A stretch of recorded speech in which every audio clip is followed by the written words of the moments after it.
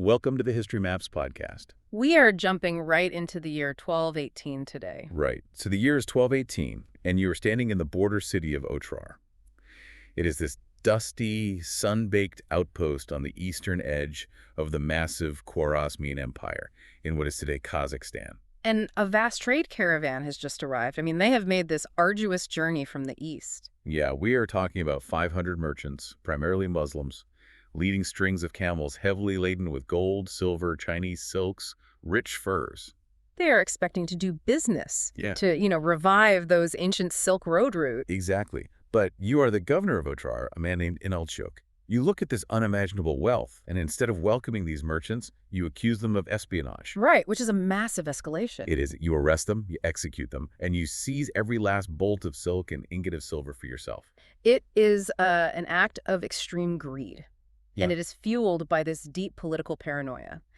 But ultimately, it is a decision that seals the fate of millions of people across Eurasia. Because those merchants were not just like independent traders looking to make a quick profit, right? No, absolutely not. They were an official delegation sent under the direct protection of Genghis Khan.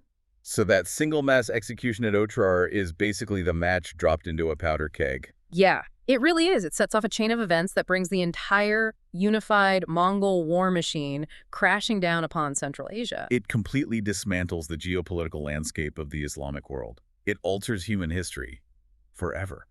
So in this deep dive, which is part of our Mongol history series, we are looking at the highly complex, methodical sequence of the Mongol campaigns in Central Asia. We are going to unpack the strategic intelligence networks they used, the deeply calculated psychological warfare, and of course, the administrative aftermath of Genghis Khan's Western conquests. Right. But to really grasp why a massive, disciplined Mongol army suddenly appeared at the doorstep of Central Asia in 1218, we kind of have to rewind slightly. We do. We need to look at the geopolitical landscape of the steppe just a few years prior to all this. Because the Mongols didn't initially plan to conquer the Khwarezmian Empire, did they? No, not at all. Their arrival in the West was essentially this massive spillover effect from their own internal unification. Let us establish the timeline here. So, Genghis Khan, formerly known as Temujin, officially unites the disparate nomadic tribes of the Mongolian steppe by the year 1206. Right. And he achieves this not just through conquest, but by completely restructuring how their society and their military operate from the ground up. By implementing the decimal command structure. Exactly, the system of tens. Right. It is this highly rigid organizational tool that fundamentally re-engineers steppe society. How so? Like, what did it replace? Well, before Genghis Khan, you rode into battle alongside your brothers, your cousins, your clan. Your loyalty was to your bloodline first. Which makes sense for a tribal society. Right. But Genghis Khan deliberately shatters those old tribal affiliations. He reorganizes every male of fighting age into units of 10, which they called an arben. 10 arbens make 100, called a jogun. 10 of those make 1,000, a mingan. And 10 mingans form the largest tactical unit, the tumen. Which is 10,000 men. Exactly. 10,000 men. So if you are a warrior, you are suddenly placed in a tent with 9 strangers from completely different, maybe even rival tribes. Right. And you are told that if one of you retreats in battle without orders, all 10 of you are executed. That is intense. It is, but it builds absolute unit cohesion through shared risk. The old blood feuds are forcefully erased. So by 1206, he commands this disciplined, fiercely loyal force of roughly 95,000 men. And their loyalty is directed entirely upwards, through the commanders, straight to Genghis Khan himself. He essentially created a meritocratic standing army out of a fragmented nomadic population. But unifying the steppe like that inevitably created enemies. Yeah. Specifically, the rival tribes who violently opposed his rise to power, right? The Merkits and the Naimans? Yeah, these were formidable ancient confederations. In 1204, Genghis Khan defeated a major alliance of Naimans and Merkits. But on the steppe, defeating an enemy in a single pitched battle does not neutralize the threat, does it? No, because the survivors simply mount their horses right away and regroup. And that is exactly what happened here. The remnants of these tribes fled westward. Right. Led by the Merkit commander Toktoa and the Naiman prince Kushlug, they fled into the deep Siberian forests and the Central Asian frontiers. Seeking refuge. But Genghis Khan refuses to let them slip away into obscurity. He launches a relentless pursuit. Around 1208 or 1209, he sends his eldest son, Jochi, deep into the harsh, freezing terrain of Siberia to hunt them down. And they finally catch up with them at the Irtysh River near the Altai Mountains. Yeah, the Battle of the Irtysh River is a decisive engagement. The Merkit and Nayman forces attempt to make a stand right at the junction of the Bukhtarma and Irtysh rivers. But it doesn't hold? No, the Mongol cavalry shatters their lines. The Merkit leader, Tokoa, is actually killed in the chaos by a stray arrow. And the detail recorded by the chroniclers here is quite visceral. His followers knew they couldn't carry his full body away as they retreated. Right. So they physically sever Tokoa's head and take it with them, just so the Mongols cannot mount it on a pike as a trophy. It is a brutal reality of the warfare. Many of his soldiers drown trying to cross the freezing river to escape. And the survivors, including Tokoa's sons and that Nayman Prince Kutslug, they scatter even further west. Exactly. Which raises a significant question for me. I mean, why invest so much time, manpower, and logistical effort into chasing down these fractured, starving bands of refugees in the freezing Siberian frontiers? It seems counterintuitive, right? Yeah, because the Eastern Steppe was entirely secure at this point. Why not just build a border and ignore them? Well, it comes down to the core Mongol military doctrine. It strictly mandated the preemptive elimination of any rival claimant to power. You never leave a defeated royal line alive. Exactly. On the steppe, political legitimacy is currency. A charismatic prince with a recognizable lineage could always find sanctuary, rally disgruntled tribes, form new marriage alliances, and return a decade later with a massive coalition army. So it's about total security. Right. Genghis Khan understood that lasting security meant the total eradication of the enemy leadership. There could be no lingering embers of resistance. Okay, so this relentless pursuit pushes the surviving Nayman prince, Kukslug, entirely out of Siberia and directly into the territory of a neighboring state. Right, the Kara-Khitai Empire. The Kara-Khitai, also known in Chinese records as the Western Liao. This is a highly complex empire, right? Very much so. It was founded by Sinified refugees from the Liao dynasty who had fled northern China about a century earlier. When we say Sinified, we mean these were people of nomadic origin, specifically Khitan, who had deeply absorbed Chinese culture, administration, and language. Yeah, while they were ruling northern China before being pushed westward, they settled down in Central Asia, established their capital at Balasagun in modern-day Kyrgyzstan, and ruled over this vast, diverse population that was predominantly Muslim. So they're using Chinese administrative models, Chinese taxation systems, and Chinese imperial titles, but governing Turkic and Persian peoples. Exactly. It was a delicate balancing act of cultural accommodation. And the ruler of this delicate empire, known as the Gurkhan, makes a fatal miscalculation. He does. He offers sanctuary to the fleeing Nayman prince Kutslug. He welcomes him in. He welcomes him, gives him a daughter in marriage, and even provides him with military resources to defend the eastern borders against the Mongols. But Kutslug is highly ambitious. And thoroughly ungrateful.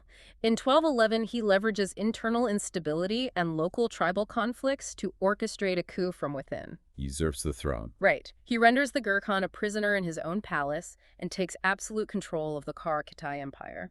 And he doesn't just consolidate his newly stolen empire quietly. The sources detail a critical, inexplicable political error on his part. Oh, it's a massive blunder. Despite ruling a population that is overwhelmingly Muslim, Kutslug enforces draconian religious persecution. Yeah. Kutslug had converted to Buddhism after arriving in the region. Now, previously, he had been exposed to Nestorian Christianity, which was an early branch of Christianity that had spread into Central Asia. Right. But as a newly minted Buddhist ruler over a Muslim majority, he basically demands that the Muslim population convert to either Buddhism or Christianity or face severe consequences. He forbids the daily Islamic call to prayer. He forces Muslim households to quarter his soldiers in their own homes. And he publicly executes respected religious leaders. The sources mention him crucifying the chief imam of the city of Khotan right on the wooden doors of his own theological college. That is just an act of pure tyranny. It is. He completely destroys the fragile social contract that the previous Kara-Khitai rulers had carefully maintained with their Muslim subjects for nearly a century. He turns his own empire into a powder keg of resentment. And by violently taking over the Kara-Khitai, Kutslug has inadvertently created a direct existential threat on the western flank of Genghis Khan's newly unified empire. The Mongols simply cannot ignore a rival Nayman prince who is now in command of a massive neighboring state. The geopolitical reality demands action. So between 1216 and 1218, Genghis Khan dispatches his foremost general, a man named Jebi, to neutralize Kutslug once and for all.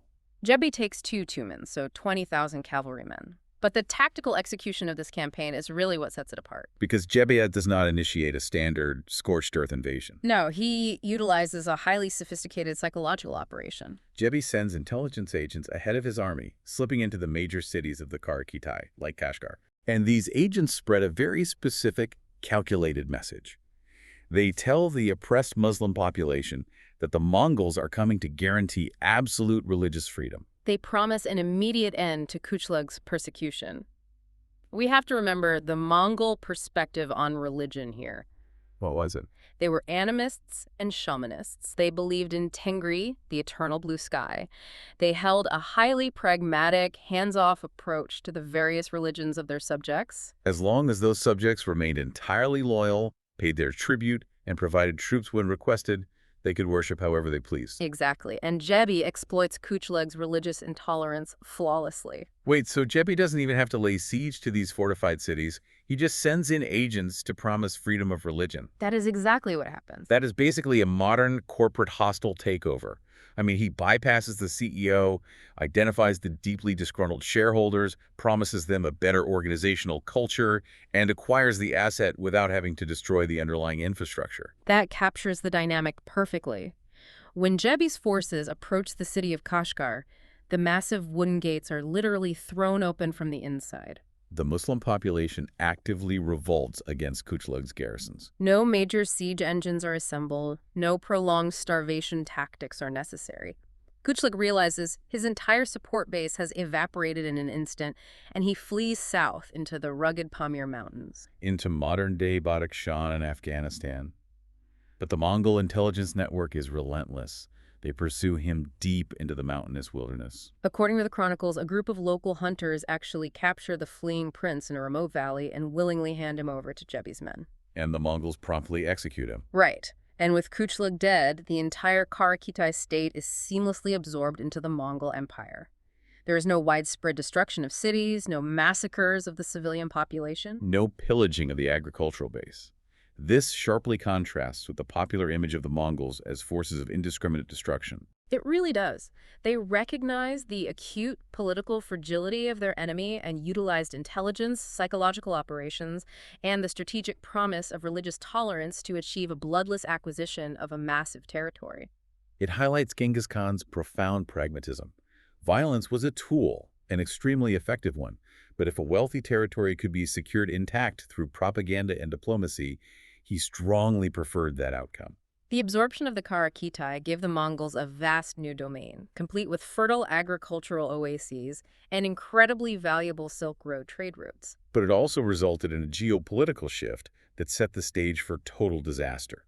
Because by absorbing the Karakitai, the Mongol Empire suddenly shared a direct, massive border with the Khwarezmian Empire. Which brings us back to the exact moment we started with, the execution of the merchants at Apurar. Right. To understand why diplomacy broke down so catastrophically between Genghis Khan and Shah Muhammad II, we must analyze the internal structural dynamics of the Khwarezmian state. So let us establish who Shah Muhammad II is. He rules a vast, wealthy Persianate empire that spans modern-day Uzbekistan, Turkmenistan, Afghanistan, and Iran. And militarily, he looks untouchable. The historical sources estimate his total armed forces at around 400,000 men. That is roughly twice the size of the entire Mongol army currently under Genghis Khan's command. On paper, the Khwarezmian Empire was a superpower. It was. However, that massive number masks deep structural and political vulnerabilities. How so? Well, the Khwarezmian military is heavily reliant on elite Turkic cavalry divisions, specifically tribes known as the Kipchaks and the Kanglis. And these elite divisions do not possess absolute, unquestioning loyalty to the Shah. Their primary allegiance is heavily tied to the Shah's mother, Turkin Khatun. Yes, she is a highly influential, incredibly powerful figure. She is a princess of Kipchak descent herself, and she maintains her own separate, lavish court. She essentially controls the upper echelons of the military command, right? Appointing her own relatives to key positions. Exactly. And this dual power structure creates intense internal friction. The Shah is constantly looking over his shoulder, operating under a cloud of paranoia. He fears that his own generals might depose him in favor of a more compliant relative if he ever demonstrates weakness. Right. He completely lacks the unified, legally binding loyalty that Genghis Khan has instilled in the Mongol army through that decimal system we talked about. So into this tense, politically fragile atmosphere, Genghis Khan sends a diplomatic overture. After securing his new western border, he sends a message directly to Shah Muhammad. The Persian historian Minhaji Siraj records the message essentially as, I am master of the lands of the rising sun, while you rule those of the setting sun. Let us conclude a firm treaty of friendship and peace. Genghis Khan views the Khwarezmian Empire as a geopolitical equal. He does.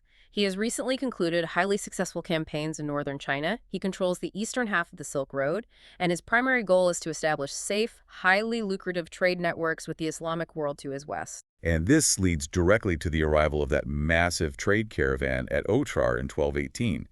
500 merchants, largely Muslims operating under Mongol protection, carrying vast wealth. And Governor Inalchuq executes them and seizes the goods. We must evaluate Governor Inalchuq's accusation of espionage objectively, though. Were these 500 merchants actually spies? Well, it seems like a massive leap to kill 500 official representatives based on suspicion alone. Yeah, that's what I mean. It was undeniably a catastrophic diplomatic blunder. However, his paranoia was firmly grounded in reality. The Mongols relied heavily, almost exclusively, on merchants to gather strategic intelligence. Traders moving slowly across borders routinely observed troop movements, assessed the strength of local fortifications, noted the availability of water and grazing land. Right, and they reported back on the political climate of the courts they visited. It was standard operating procedure for the Mongol state. So Inalchuq may have correctly identified them as an intelligence-gathering apparatus. Yes, but his reaction, mass execution without a trial, was entirely disproportionate and violently breached all established diplomatic norms of the era. And he executed this action with the tacit, if not explicit, approval of Shah Muhammad. Which is key. When Genghis Khan receives word of the massacre at Otrar, he is outraged, but he attempts a measured, legally appropriate response. He demands restitution. Right. He sends 3 envoys, 1 Muslim and 2 Mongols, directly to the Shah's central court to formally demand that Governor Inalchuq be handed over to the Mongols for punishment. Which gives the Shah a very clear off-ramp. He could easily sacrifice one troublesome border governor to appease the Mongols and avoid a massive conflict. But the Shah's pride, coupled with his fear of alienating that powerful Kipchak military faction that supported Inalchuq, dictates his response. He makes the worst possible choice. He executes the Muslim envoy, and he physically shaves the beards of the 2 Mongol envoys before sending them back across the border. In Mongol culture, and broadly across much of the steppe and Islamic world, ambassadors were considered sacrosanct. To harm an envoy was to issue a direct, unforgivable challenge to the sovereign himself. And shaving the beards was a deliberate, deeply personal humiliation meant to strip them of their dignity. The reaction of Genghis Khan is meticulously recorded in the chronicles, and it illustrates the profound spiritual weight he placed on this affront. He leaves his camp and ascends a sacred mountain in Mongolia. He removes his hat, unbinds his belt, and prays to Tengri, the eternal blue sky, for 3 days and 3 nights in absolute silence. He is seeking divine sanction for retribution. He is essentially asking the cosmos for permission to unmake an empire. When he finally descends from the mountain, he declares total war. The destruction of the Khwarezmian Empire is no longer merely a political objective or a dispute over trade. No, it becomes a divinely mandated act of vengeance. And this brings us to the logistics of the Khwarezmian campaign itself, which begins in earnest in late 1219. The Mongols face a massive numerical disadvantage. Huge. Shah Muhammad has 400,000 troops.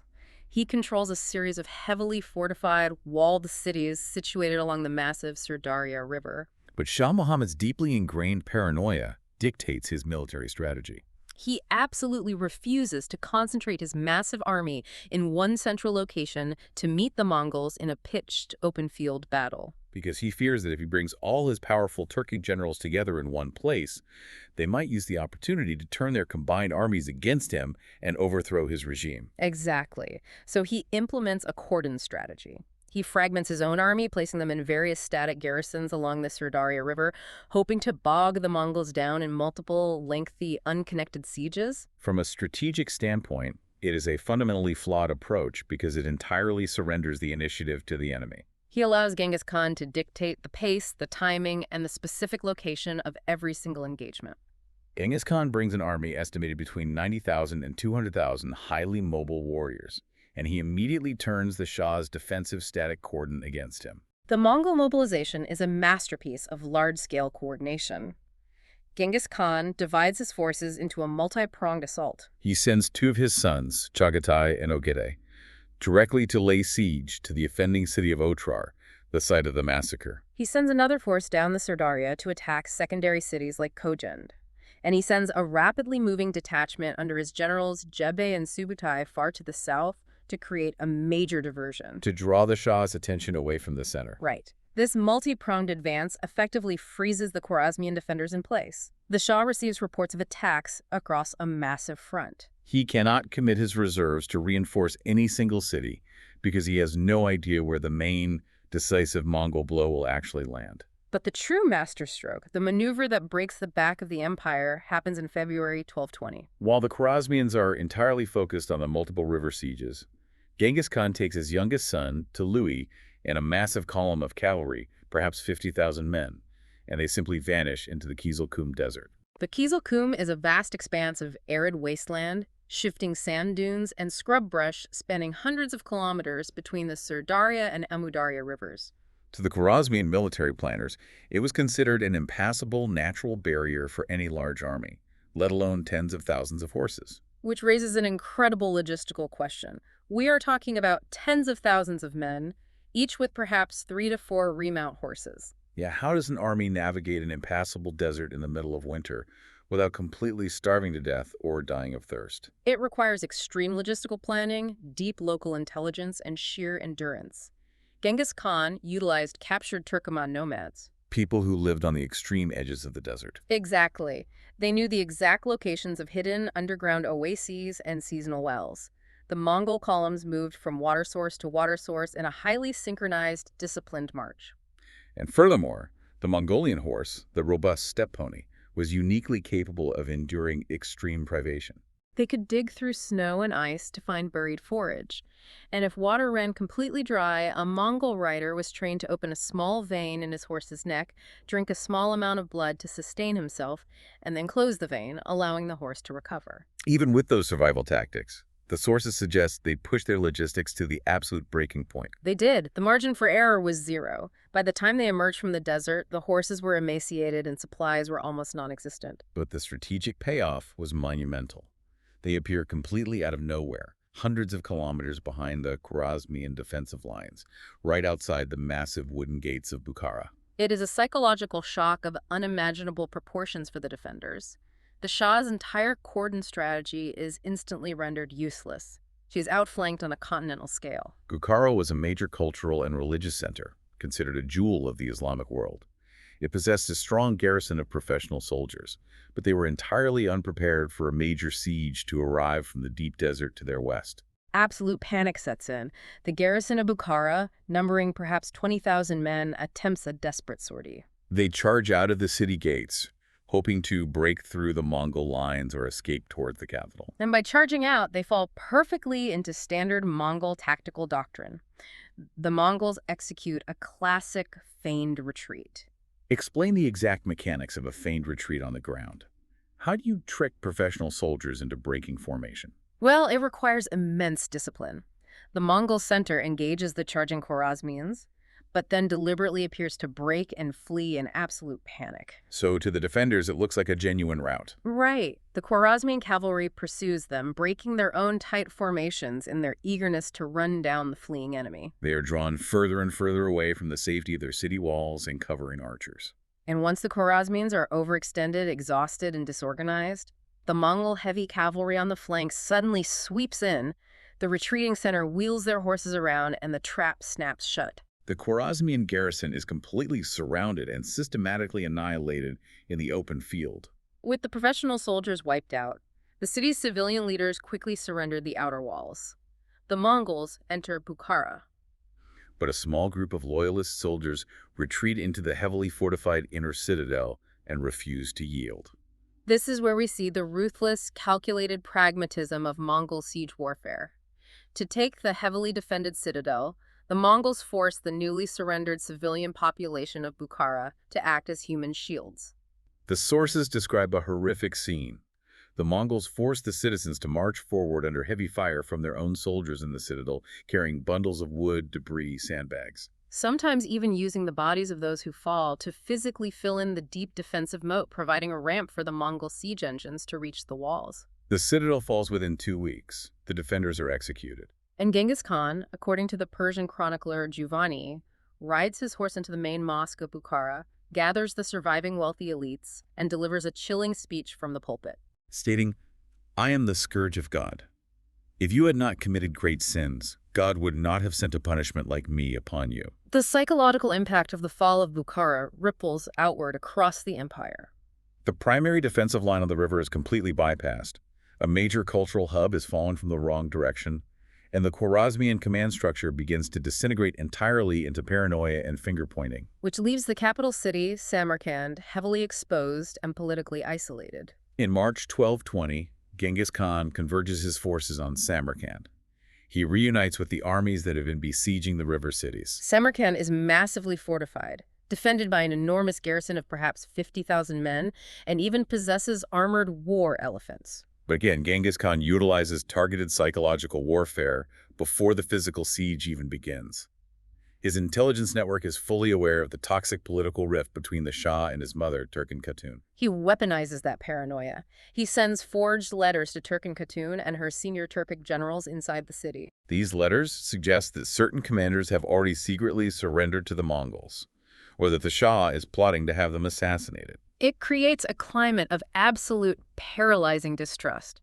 The senior commanders inside Samarkand refuse to coordinate a unified defense because they suspect the man standing next to them of treason. While the leadership is paralyzed, the Mongols surround the city, utilizing the thousands of prisoners they captured at Bukhara as forced labor to dig extensive siege trenches and operate complex siege equipment. Despite the massive garrison and the towering fortified walls, Samarkand implodes from within and surrenders in just a matter of days. The Mongols execute the soldiers who had surrendered, taking the artisans and skilled laborers captive and forcing the rest of the population outside the walls while they systematically sack the city. With the capital fallen and his armies either destroyed or surrendered, the Khwarezmian Empire essentially ceases to function as a cohesive state. Shah Muhammad II completely loses his nerve.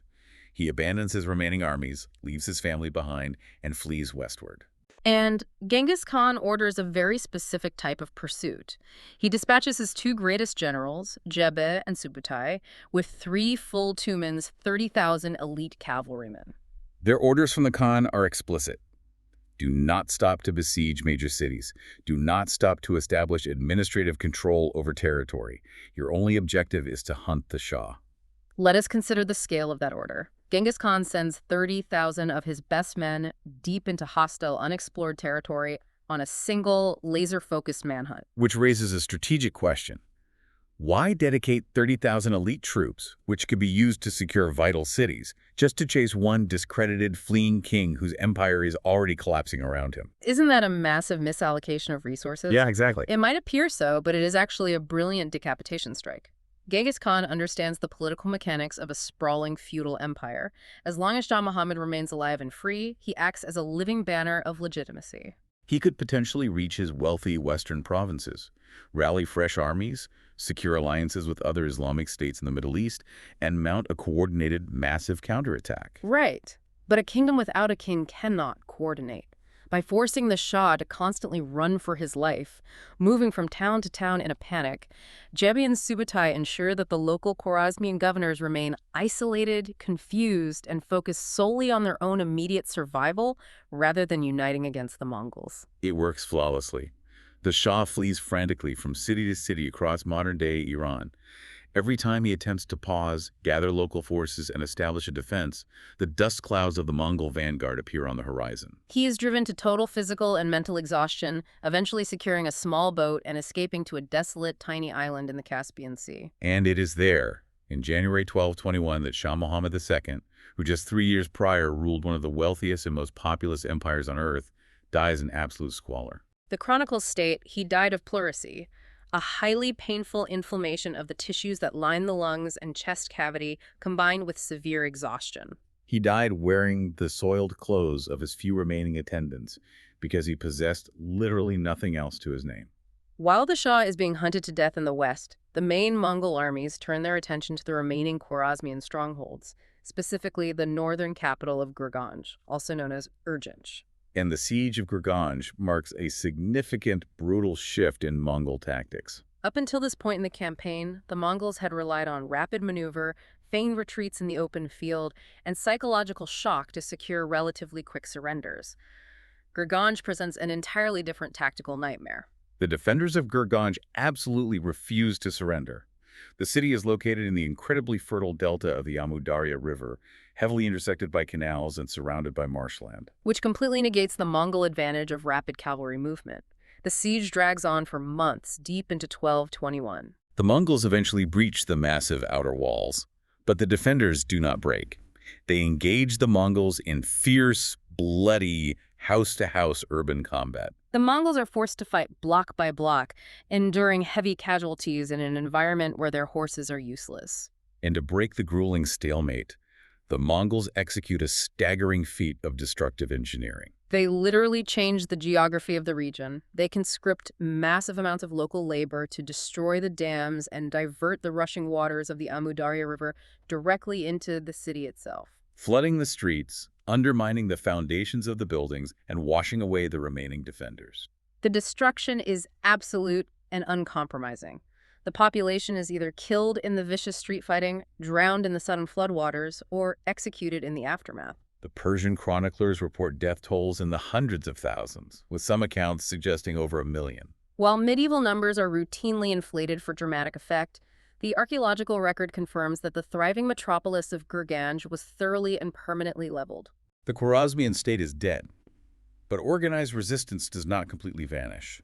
Shah Muhammad's son, Jalal al-Din Mangburni, proves to be a vastly more capable and courageous commander than his father ever was. Jalal al-Din manages to slip away, rally the surviving battle-hardened Khwarezmian forces, and retreats into the rugged mountains of modern-day Afghanistan. And at the Battle of Partwan in 1221, he achieves the seemingly unthinkable. Utilizing the narrow, rocky terrain to neutralize the Mongol cavalry, he ambushes and decisively defeats a major Mongol detachment commanded by Shigikutuku, Genghis Khan's own adopted brother. It temporarily shatters the aura of complete Mongol invincibility, but it also draws the direct, undivided, furious attention of Genghis Khan himself. Genghis Khan cannot allow a defeat to stand. He personally leads his main army south, moving with incredible speed to crush this rebellion before it can gain momentum. He finally corners Jalal-ad-Din against the steep banks of the Indus River in modern-day Pakistan. Jalal-ad-Din's army is systematically destroyed, pushed against the riverbank, but the prince refuses to be captured or killed.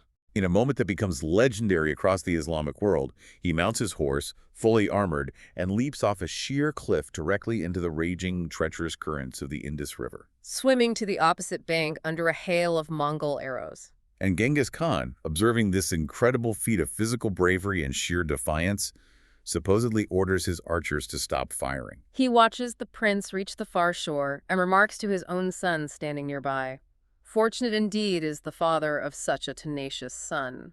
Jalal al-Din escapes into India and spends years causing minor trouble for the Mongols, but he never possesses the resources to reestablish the empire. The Khwarezmian state has been totally eradicated from the map. Which leaves us with a necessary, lingering question for our deep dive. We have explored the narrative sequence of the collapse, but what were the specific mechanics? What precise mechanical, technological, and logistical tools allowed a nomadic confederation from the deep steppe to completely dismantle a massive, heavily fortified, sedentary empire with such speed and industrial precision? We need to examine the complex mechanics of the Mongol war machine. First, intelligence and espionage. We touched on this briefly with the Otrar incident. Right. Genghis Khan never, ever moved his armies blindly into the unknown. Months, sometimes years, before a formal campaign was launched, he deployed extensive, multi-layered networks of spies.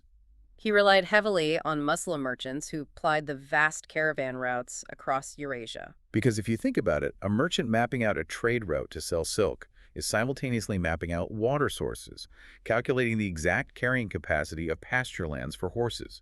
And assessing the navigability of narrow mountain passes for wagons. Exactly. They were mapping the logistical realities of the terrain. They also identified the deep political fault lines within enemy states. Genghis Khan knew intricate details about the tension between the Shah and Turkan Khotun long before the first Mongol arrow was fired in anger.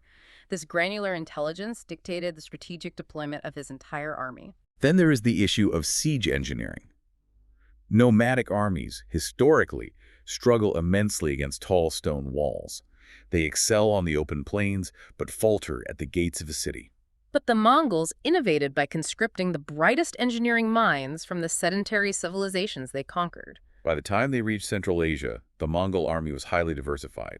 It included specialized, highly trained regiments of Chinese and Persian engineers. They brought technology and tactical doctrines that the Khwarezmians had never encountered. They constructed heavy traction trebuchets on site that could hurl massive stones to systematically shatter defensive parapets. They utilized heavy ballistae mounted directly on mobile wagons to provide accurate, devastating covering fire while their unarmored infantry advanced on the walls. They deployed advanced incendiary weapons using volatile naphtha to burn wooden defensive structures and sow terror. They seamlessly integrated complex sedentary siege technology into their highly mobile cavalry framework. And to coordinate all of this, the intelligence networks, the disparate army groups, the siege trains over a theater of war that spanned thousands of kilometers, they relied heavily on the YAM system. The YAM is essentially the greatest, most efficient postal relay network of the entire medieval world. The Mongols established permanent relay stations located exactly 1 day's hard ride apart along all major imperial routes. Each station was heavily supplied and mandated by strict imperial law to provide fresh horses, fodder, and rations for official imperial couriers carrying the metal Pesa tablet. Let us visualize this. A messenger carrying a vital command from Genghis Khan could gallop into a station at full speed, leap off his exhausted horse onto a fresh waiting mount without even stopping to rest or eat, and continue riding through the night. Using the YAM, a critical message could travel 200 miles or more in a single 24-hour period. This speed of communication was utterly revolutionary for the era. It allowed Genghis Khan to synchronize the movements of widely separated armies with terrifying precision. When Jebi and Subutai were hunting the Shah hundreds of miles away in the west, Genghis Khan, situated in the east, remained in constant contact, receiving daily intelligence updates and issuing broad strategic directives. And finally, we have to address the most chilling, controversial mechanic of their war machine: calculated terror. The violence inflicted by the Mongols upon the populations of Central Asia was extreme. The execution of Governor Inalchuk of Otrar, the man who sparked the invasion, is a prime example of performative brutality. According to deep-rooted tradition, he was captured alive, brought before the Mongols, and executed by having molten silver poured directly into his eyes and ears. The sources describe entire vibrant cities like Merv and Balkh being systematically reduced to rubble. The surviving populations were marched onto the open plains, divided up among the Mongol soldiers, and systematically beheaded, with their skulls carefully piled into massive, towering pyramids left to rot in the sun as a warning. It is horrific, but as historians, we must analyze it objectively. The Mongols were not mindless barbarians engaging in violence simply for the sake of violence.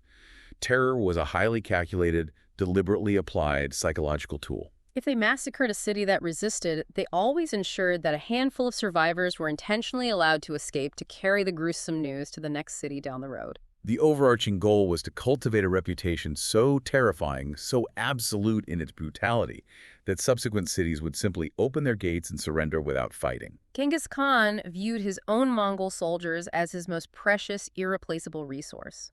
A protracted siege cost Mongol lives.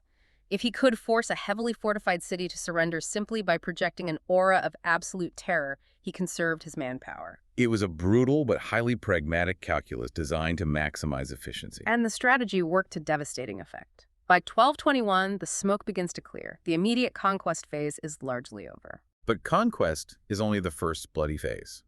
Now the Mongols face an entirely new, incredibly complex problem.